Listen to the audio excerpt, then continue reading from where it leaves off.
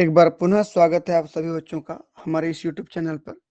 आज की क्लास में हम बात करेंगे कि जो जूलॉजी का VAC है, यानी कि वैल्यू एडेड कोर्स में जो हमारा टॉपिक है पब्लिक हेल्थ एंड हाइजीन का जो टाइटल है, उसमें जो हमारा सेकेंड यूनिट है, सेकेंड यूनिट में एक टॉपिक है माइल न्यूट्रिशन एनामिलीज, यानी कि कुपोषण की विसंगतियाँ।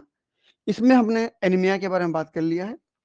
आज हम बात करेंगे क्वासियोरकर और मैरस्मस के बारे में कि ये दोनों विसंगतियां किस प्रकार से होती हैं, किसकी कमी से होते हैं और इससे शरीर में क्या दिक्कतें होती है उसके बारे में बात करेंगे। ठीक है, चलिए आगे बढ़ते हैं।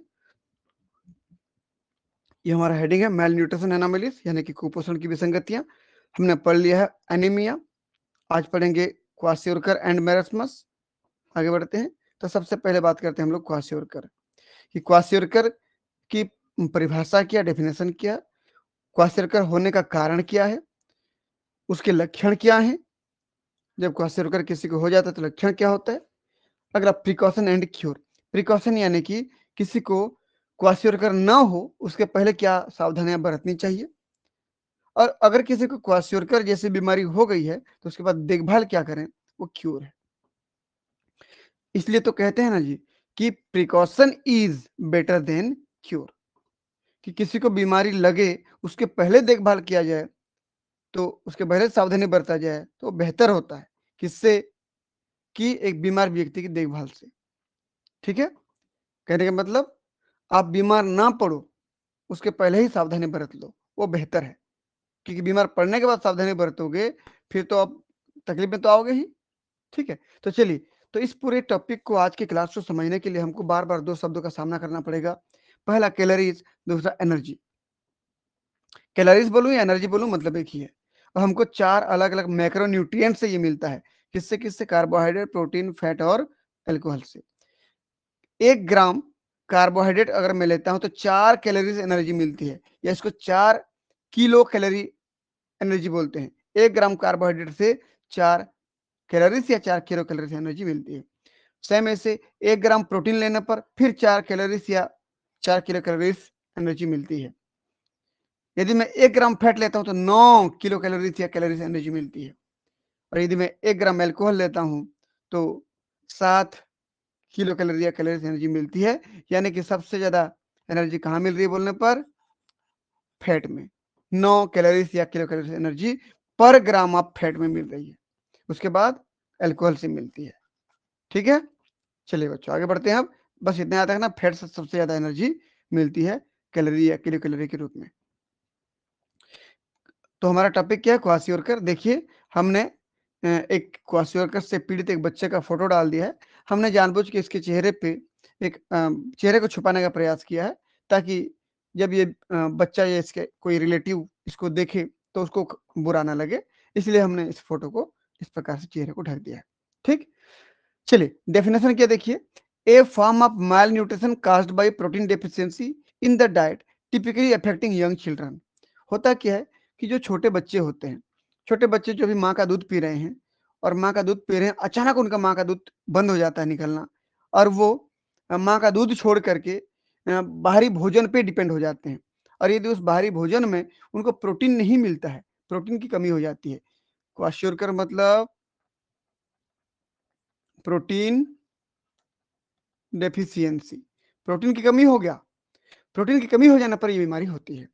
ठीक, तो प्रोटीन की कमी से होने वाला बीमारी कौन सा है बोलने पर? क्वाशियोरकर बीमारी है। किसको होता है? छोटे बच्चों को होती है। ठीक, कारण क्या देख लीजिए। सीवियर प्रोटीन डेफिशिएंसी, बहुत खतरनाक तरीके से जब प्रोटीन मिलना बंद हो जाता है। ऑफन व्हेन एडिक्वेट या इवन हाई कैलोरी इनटेक, मतलब कि पर्याप्त मात्रा में जो प्रोटीन मिलता था या ज्यादा मात्रा में जो प्रोटीन मिलता था वो नहीं मिल रहा है अब। which is a common when a child is weaned onto a starchy या लो प्रोटीन डाइट। मतलब विंड मतलब, इस विंड का मतलब क्या है कि जब छोटा बच्चा अपनी माँ का दूध छोड़ देता है या माँ को दूध ही नहीं होता है, दूध होना बंद हो जाता है, तो अब वो छोटा बच्चा क्या खाएगा, क्या पिएगा? भाई अब किसी स्टार्ची फूड पे डिपेंड रहेगा, चावल खाएगा या रोटी खाएगा। ठीक, जब चावल या रोटी खाएगा तो केवल चावल या रोटी मिल रहा है उसको, उसको प्रोटीन नहीं मिलेगा। जब प्रोटीन नहीं मिलेगा तो उसको क्या हो जाएगा? क्वाशियोरकर हो जाएगा। तो खासकर छोटे बच्चों में देखा गया है कि वे बच्चे जो माँ का दूध छोड़ने के बाद किसी फूड पेट में रहते हैं और उस फूड में केवल यदि केवल उसको प्रोटीन के अलावा बाकी चीजें मिल रही है तो प्रोटीन की कमी हो जाएगी, तो वो क्वाशियोकर बीमारी से ग्रसित हो जाएगा। क्योंकि माँ के दूध जब पीता था तो माँ के दूध में प्रोटीन थे, तो उसको भरपूर मात्रा में प्रोटीन मिल रहा था। अचानक माँ का दूध छोड़ दिया, किसी स्टार्ची फूड पे डिपेंड रह गया, तो उसको क्वाशियोकर होने का खतरा हो गया। ठीक, तो कैसे होता है बोलने पर, केवल स्टार्च फूड खा रहा है, केवल चावल चावल खा रहा है, दाल नहीं खा रहा है, प्रोटीन नहीं खा रहा है, अंडा नहीं खा रहा है, तो उसको क्वाशियोकर हो जाएगा। या मैं ये बोलूं लो प्रोटीन डाइट, कि ऐसा भोजन खा रहा है जिसमें प्रोटीन की मात्रा कम हो, तो उसको क्वाशियोकर होने की चांसेस है। ठीक है, जब किसी को क्वाशियोकर हो जाता है तो सिम्टम्स क्या दिखते हैं, देखिए इस बच्चे के फोटो में भी हमने ये चेहरे को ढक दिया ताकि बच्चे को खराब ना लगे या उसके परिवारजनों को खराब ना लगे, और उसके हमने सेक्स को रिवील नहीं किया कि मेल है कि फीमेल है। ठीक, तो देखिए सिम्टम्स क्या क्या है। पहला था एडिमा, एडिमा यानी कि स्वेलिंग, यानी कि शरीर फूल जाता है, particularly in the leg, feet and face. इसका चेहरा फुला हुआ है, मैं डायग्राम को ढक दिया हूं जानबूझ के। इसके पैर देखिए कितना फूले फूले नजर आ रहे हैं आपको, देखिए ये पैर फूले हुए दिख रहे हैं, देखो ये। ठीक है, ये तो एडिमा यानी कि स्वेलिंग हो जाना, लेग फूल जाता है, फीट फूल जाता है, फेस फूल जाता है। फिर अगला क्या है, ब्लोटेड स्टमक, यानी कि इसका स्टमक जो है उभरा हुआ, भरा हुआ, फूला हुआ दिखाई देता है। ठीक, इसका स्टमक, पेट दिखे तो ये पेट, स्टमक यानी कि ना पेट बाहर से आपको बहुत बड़ा सा पेट दिखाई दे रहा है ये। ठीक, ये हो गया। स्किन चेंजेस, ड्राई स्किन, बहुत सूखा रफ टाइप का होगा। पीलिंग यानी कि छिला हुआ, बीच बीच में घिस गया, छिल गया जैसे दिखेगा। एंड रेड पैचेस, कभी कभी लाल लाल धब्बे भी दिखाई देते हैं स्किन में, देखिए छिला हुआ दिख रहा है ना ये इस प्रकार से। ठीक है, आगे देखिए हेयर चेंजेस, भाई हेयर में भी बदलाव होता है, बाल सूखे हो जाते हैं, ब्रिटल यानी कि टूट टूट के गिरने लगते हैं, हेयर लॉस यानी कि जड़ से उखड़ जाते हैं, या लॉस ऑफ पिगमेंट यानी कि हेयर का पिगमेंटेशन भी कम हो जाता है, जो काला होना चाहिए धीरे धीरे भूरा होकर के वो सफेद हो जाएगा।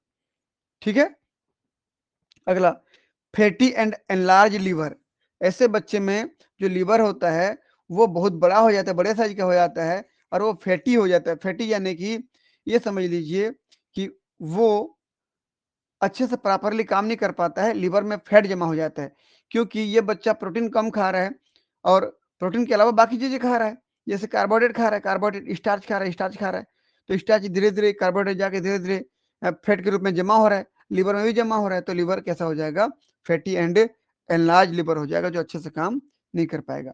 अगला क्या, muscle wasting is present but may be masked by the fluid retention. क्या कह रहा है इसका मतलब, कि ऐसे बच्चे में जो प्रोटीन नहीं खा रहा है तो उसका मसल नहीं बन पाएगा। भाई मसल तो प्रोटीन से ही बना होता है ना, आप लोग सुने होंगे एक्टिन प्रोटीन, मायोसिन प्रोटीन, ये सब किसके बने होते हैं, प्रोटीन के बने होते हैं। ठीक, और कहाँ पे रहते हैं, ये मसल में रहते हैं। अब जब ये बच्चा प्रोटीन खा ही नहीं रहा है तो इसका मसल्स कहाँ से बन पाएगा, और जो मसल्स ऑलरेडी था वो धीरे धीरे धीरे धीरे धीरे धीरे क्या हो जाएगा, डीजेनरेट होते जाएगा, उस मसल के प्रोटीन को यूज कर लिया जाएगा बॉडी के लिए, तो मसल धीरे धीरे डीजेनरेट, डिग्रेड या टूटते जाएगा। इसलिए मैं बोल रहा हूँ मसल वास्टिंग हो जाता है, मसल टूटने लगता है, लेकिन वो मसल टूटा हुआ आपको दिखाई नहीं देगा बाहर से। क्यों, मसल भले ही टूट रहा है लेकिन शरीर पर एक फ्लूइड जमा हो रहा है। जितना भी स्टार्ची भोजन खा रहे हैं ना, कार्बोहाइड्रेट वाला भोजन, वो फ्लूइड के रूप में, एक लिक्विड के रूप में शरीर में स्किन के नीचे जमा हो रहा है, इसलिए इसका शरीर फूला हुआ, सूजा हुआ दिखाई दे रहा है। ठीक, और शरीर फूला या सूजा हुआ दिखाई देने की वजह से उसके अंदर का मसल्स कितना है हमको पता नहीं चलता है, हालांकि मसल्स की कमी हो जाती है, मसल्स टूट जाते हैं उसके। ठीक, मसल टूट जरूर जाते हैं लेकिन बाहर से पता नहीं चलता है। क्यों, क्योंकि शरीर में पानी भरा हुआ है, लिक्विड भरा हुआ है, शरीर फूला हुआ दिखता है। ठीक है, तो muscle wasting is present, muscle टूट तो रहा है but may be masked by fluid retention, लेकिन वो फ्लूइड के, लिक्विड के जमा हो जाने की वजह से दिखाई नहीं देता है, हमको छुपा हुआ रहता है। ऐसे बच्चे बहुत इरिटेट रहते हैं और थके हुए महसूस करते हैं अपने आप को, बहुत ज्यादा एनर्जेटिक महसूस नहीं करते हैं। ठीक है, प्रिकॉशन एंड क्योर क्या है भाई इसका, कि ऐसे ना हो उसके लिए क्या करें हम, भाई ऐसे बच्चों को प्रोटीन युक्त भोजन खिलाओ बढ़िया से। छोटे बच्चों को यदि माँ का दूध छोड़ देते हैं तो उनको ऐसा भोजन दो, ऐसा बैलेंस्ड डाइट प्रोवाइड करो, ऐसा संतुलित भोजन प्रोवाइड करो जिसमें सभी मात्रा में भोजन पाया जाए, carbohydrate, protein, fat, mineral, vitamin सब मिले उसको। ठीक है। तो ensure adequate intake of calorie and protein, उसको सही मात्रा में कैलोरी यानी कि एनर्जी भी दिया जाए, प्रोटीन भी दिया जाए। ठीक। न्यूट्रिशनल एजुकेशन, बच्चों को यानी कि बच्चों को, बच्चों के घर वालों को, सबको ये ज्ञान देना चाहिए, नॉलेज देना चाहिए, उनको ये बताना चाहिए कि छोटे बच्चों को कौन सा भोजन देना चाहिए, कौन सा नहीं देना चाहिए। ठीक, कौन सा कितनी मात्रा में देना चाहिए, उनको प्रॉपर तरीके से बताना चाहिए। Good hygiene practices to prevent this type of condition, अगर इस प्रकार की कंडीशन को रोकना चाहते हैं तो साफ सुथरे स्वच्छ संतुलित भोजन दिया जाए। ठीक, तब बच्चा बहुत ही तंदुरुस्त और हेल्दी होगा। वरना देखिए नॉर्मल ऐसे दिख रहा है और क्वासिरकर का देखिए तो पेट बाहर दिख रहा है। ठीक है ना ये, और यहाँ पर पैर फूले फूले भी होंगे ऐसे। ठीक है ना, ये पैर, हाथ पैर, चेहरा फूला भी होगा। ठीक, स्वेलिंग वाला फूला हुआ, सूझा हुआ। ठीक, तो ये था हम लोगों का कौन सा टॉपिक, क्वाशियोरकर। इसी से मिलता जुलता टॉपिक हमारा दूसरा है मेरस्मस। तीसरा नंबर पे क्या हमारे पास, मेरस्मस। इसके बारे में भी देखेंगे कि डेफिनेशन क्या है, इनकी परिभाषा क्या है, इसके होने के कारण क्या है, होने के बाद सिम्टम्स क्या हैं। ठीक, ना हो उसके लिए कौन सा प्रिकॉशन अपनाएंगे, अगर हो गया तो किस प्रकार की देखभाल करेंगे, क्योर। ठीक है, तो इनके बारे में बात करते हैं, मेरस्मस। अभी जैसे हमने बात किया था क्वासियोरकर की, प्रोटीन की कमी से होता है, लेकिन मेरस्मस प्रोटीन और कैलोरी दोनों की कमी से होता है। Deficiency of protein and calories, दोनों की कमी से होता है, याद रखना इसको। तो a form of malnutrition caused by protein calorie deficiency, calorie यानी कि एनर्जी। तो एक ऐसा कंडीशन जिसमें बच्चे को प्रोटीन और कैलोरी दोनों नहीं मिला, उसकी वजह से उसको क्या हो गया, मेरस्मस हो गया। ठीक, leading to extreme wasting of body fat and muscle. आप खुद सोचिए, प्रोटीन था तो प्रोटीन मसल बनाता, प्रोटीन क्या बनाता भाई, मसल बनाता, और कैलोरी था तो कैलोरी से क्या बनता जी, शरीर का फैट जमा होता, जितना कार्बोहाइड्रेट खाता है फैट के रूप में जमा करते हैं एक्स्ट्रा वाले को, ये फैट को जमा करता। फैट में सबसे ज्यादा कैलोरी होता है, अभी बताया था हमने, देखिए फैट में 9 कैलोरी पर ग्राम फैट में होता है। इसका मतलब सीधा सीधा ये हुआ कि जब व्यक्ति, कोई बच्चा प्रोटीन नहीं खा रहा है, मसल की कमी हो जाएगी, कैलोरी नहीं ले रहा है, फैट की कमी हो जाएगी। ठीक, बच्चा एनर्जेटिक नहीं रहेगा। अब बच्चे का मसल और फैट दोनों कम हो गया, ना तो मांसपेशियां हैं ना तो फैट जमा है, तो बच्चा तो सिकुड़ जाएगा, कंस्ट्रिक्टेड हो जाएगा, श्रिंक हो जाएगा, फुला हुआ सूझा हुआ नहीं दिखेगा ना, श्रिंक हो जाएगा। देखिए कॉजेस क्या है, a severe overall deficiency of both calorie and protein, calorie protein दोनों की कमी से होता है, often due to chronic diarrhoea और लैक ऑफ फूड। ऐसे तब भी होता है, अक्सर कब होता है बोल रहा है, कि जब छोटे बच्चे को डायरिया हो गया है। क्रोनिक डायरिया मतलब, क्रोनिक मतलब क्या होता है बच्चों, कि जो धीरे धीरे करके लंबे समय तक हमारे बॉडी में जो सिम्टम्स दिखते हैं वो क्रोनिक कहलाते हैं, और जो अचानक से कुछ समय के लिए जबरदस्त तरीके से दिखता है वो एक्यूट कहलाता है। तो क्रोनिक डायरिया बोल रहे हैं मतलब इस छोटे बच्चे को जब माँ का दूध पी रहा था तब से उसको डायरिया हो रहा था, माँ का दूध इसके पेट में टिक नहीं रहा था, और ये उसका दूध उसके क्या बोलना चाहिए, दस्त के रूप में बॉडी से बाहर निकल जा रहा था, मल के द्वारा बॉडी से बाहर निकल जा रहा था। तो जितना दूध पीता था, जितना खाना खाता था, पेट में टिकता ही नहीं था, निकल जाता था। तो सीधी सी बात है, ये कितना भी प्रोटीन खाए इसके शरीर में नहीं रहेगा। आप ये सोचिए, इस बच्चा को अगर इधर से दूध दिया जा रहा है खाने के लिए, तो इधर से मल के द्वारा ये निकल जा रहा है इधर, तो पेट में टिक ही नहीं रहा है। तो प्रोटीन के साथ साथ कैलोरी की भी कमी हो जाएगी। अब चाहे प्रोटीन, कार्बोहाइड्रेट, फैट जो भी दे दीजिए, भोजन के रूप में दिए, पेट से तुरंत दस्त के रूप में निकल गया, तो ऐसे व्यक्ति को प्रोटीन के साथ साथ कैलोरी की भी कमी हो जाएगी, इसको बोलेंगे मैरस्मस। ठीक, सिम्टम्स देख लीजिए क्या है भाई हमारे पास, ये तो सीधी सी बात है, ना तो फैट जमा होगा ना तो मसल बनेगा, तो वेट तो लॉस हो जाएगा, तो सीवियर वेट लॉस, बहुत खतरनाक तरीके से वजन कम हो जाएगा इसका, एंड मसल वास्टिंग, और उसके मसल्स भी धीरे धीरे डिजेनरेट हो जाएंगे। अब देखिए इस बच्चे के इस थोरेसिक पोर्शन को देखिए, कैसे उसके हड्डियां इसका कम हो गया है, यानी कि इसके बॉडी में फैट कम हो गया है। ठीक, तो एक्सट्रीम थिननेस, बहुत ही पतले हो जाते हैं, विद सीवियरली डेप्लीटेड सबक्यूटेनियस फैट। इसके शरीर में स्किन के नीचे जो फैट होना चाहिए, जो मोटापा जैसे दिखना चाहिए, वो फैट भी गायब हो गया। क्यों? क्योंकि फैट तो जा ही नहीं रहा बॉडी में, ठीक है ना।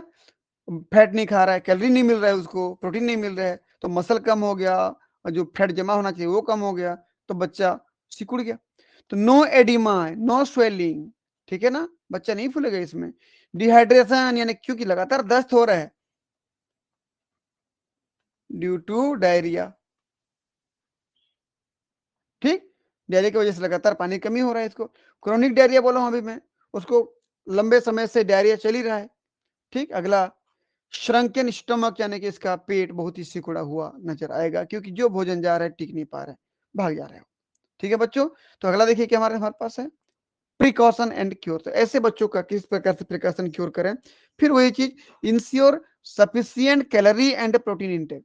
एक छोटे बच्चे को उम्र के हिसाब से जितनी कैलोरी और जितनी प्रोटीन मिलनी चाहिए वो प्रॉपर मात्रा में दीजिए, यानी कि संतुलित भोजन दीजिए, बैलेंस्ड डाइट दीजिए, बच्चा ठीक हो जाएगा। इंप्रूव फूड सिक्योरिटी, भोजन पर्याप्त मात्रा में सही समय पर मिले, इस बात का खासा ध्यान रखना चाहिए। अगला, address factors that lead to chronic diarrhoea. इस चीज का भी ध्यान रखना चाहिए कि इस छोटे बच्चे को वो जो क्रोनिक डायरिया हुआ है, दस्त हुआ है बचपन से, वो उसका कारण क्या है, क्यों हुआ है, वो उस कारण को ढूंढिए, पहले उस डायरिया के कारण को ठीक करिए, कि यदि किसी बैक्टीरिया की वजह से हो रहा है तो उस बैक्टीरिया को वहां से हटाइए उसके आहार नाल से, फिर ये ठीक कर पाएंगे आप। वरना आप कितना भी भोजन देते रहिए, अगर इसके आहार नाल में कोई प्रॉब्लम है, कोई समस्या है जिसकी वजह से इसको लगातार दस्त होकर सारा भोजन निकल जा रहा है, जो खा रहा है इधर से वो सब निकल जा रहा है दस्त के माध्यम से, तो फिर वो कभी क्या बोलना चाहिए, रिकवर नहीं हो पाएगा। तो सबसे पहले क्या करना पड़ेगा, दस्त के कारण को ढूंढना पड़ेगा और उसको ठीक करना पड़ेगा, फिर उसको संतुलित मात्रा में भोजन दीजिए, ये बच्चा ठीक हो जाएगा, ठीक है। तो लगभग लगभग हमने दोनों को पढ़ लिया, किसको किसको, क्वासियोरकर और मेरस्मस को। तो देखते हैं की डिफरेंसेस एंड प्रिवेंशन, कि क्वासियोरकर और मेरस्मस में खास अंतर क्या है। देखिए, ये क्वासियोरकर से ग्रसित एक बच्चा है, यहाँ पर एनिमेटेड क्या बोलना चाहिए, कार्टून वाला डायग्राम दिखाया गया, यहाँ पर मेरस्मस से ग्रसित एक बच्चा है। मेन कॉज, सबसे मुख्य कारण क्या है, सबसे मुख्य कारण यह है कि क्वासियोरकर जो होता है प्रोटीन की डेफिशिएंसी की वजह से होता है, जबकि ऐसे बच्चे कार्बोहाइड्रेट फैट बहुत बढ़िया मात्रा में ले रहा है, तो सीवियर प्रोटीन डेफिशिएंसी, प्रोटीन की कमी से विद एडिक्वेट कैलोरी, कैलोरी यानी कि वो भोजन ठीक ठाक, भोजन में कार्बोहाइड्रेट ठीक ठाक सही सही मिल रहा है उसको, तो यहाँ पर प्रोटीन की कमी हुआ है, बट कैलोरीज बहुत ज्यादा है। मैरस्मस में क्या होता है, प्रोटीन और कैलोरी दोनों की कमी होती है, प्रोटीन की भी कमी हुई, कैलोरीज की भी कमी हुई, ठीक है बच्चों। तो severe protein, severe deficiency of both calorie and protein, ठीक। अगला, एडिमा किस में होता है जी, क्वासियोरकर में फूल जाते हैं ना, यहाँ फूल जाते हैं, एडिमा प्रेजेंट, एडिमा यानी कि स्वेलिंग,